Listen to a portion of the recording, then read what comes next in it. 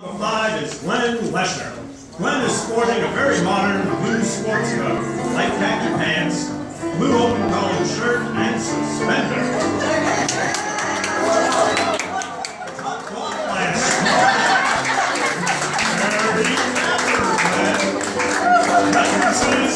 Glenn considers his marriage with the love of his wife, Mary Ellen, his greatest accomplishment. He says Mary Ellen takes great care of him. And I'm told that everyone in Heartfields knows Glenn needs to be cared for, can't you tell?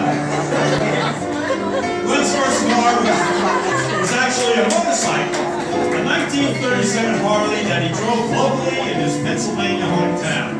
Glenn says he never took it to the drive-in because it left him too exposed to others. We won't ask any more about your exposing. After a close encounter with 9 cows caused him to dump in the ditch, he decided the motorcycle was too dangerous and he sold it.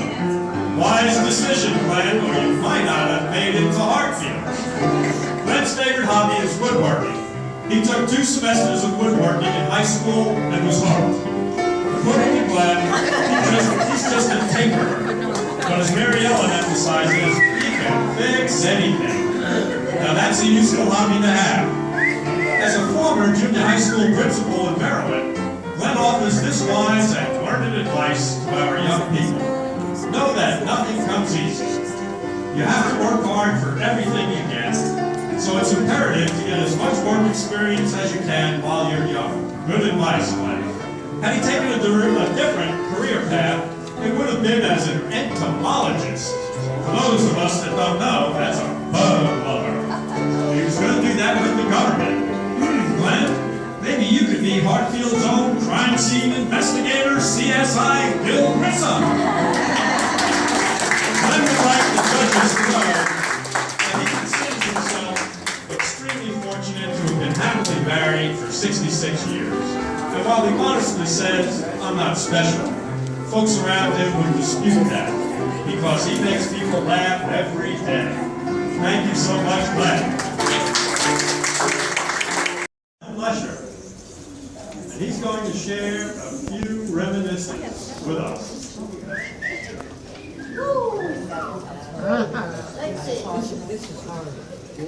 Take it away, Glenn.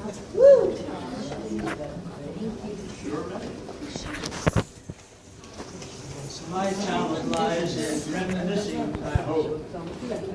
We all like to reminisce, even small grandchildren, such as, hey, Pop, remember when? So that's where I'm going, remember when. And I find it's more that I need cards to keep me posted. Little cribs, so I know where I'm going.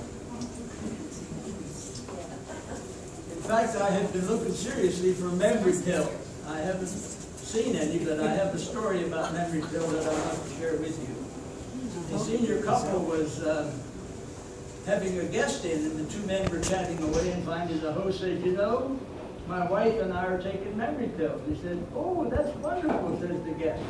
What's the name of them?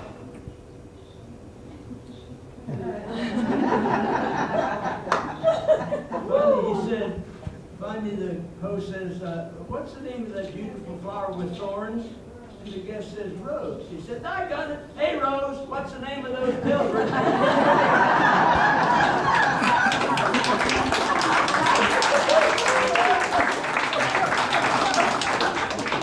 Our son Craig is a 26-year Navy veteran, retired.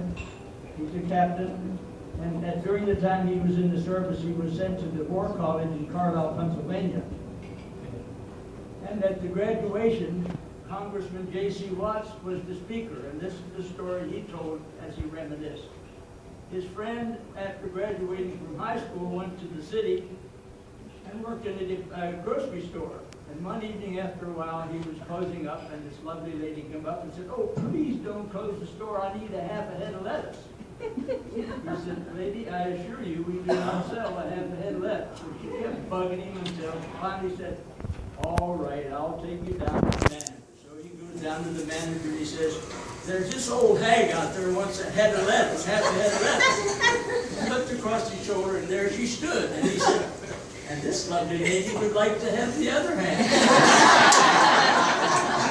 The manager said, you're pretty sharp, you think fast with your feet. And he said, yes, where I come from back in Eufaula, Oklahoma, all we had was old hags and football players.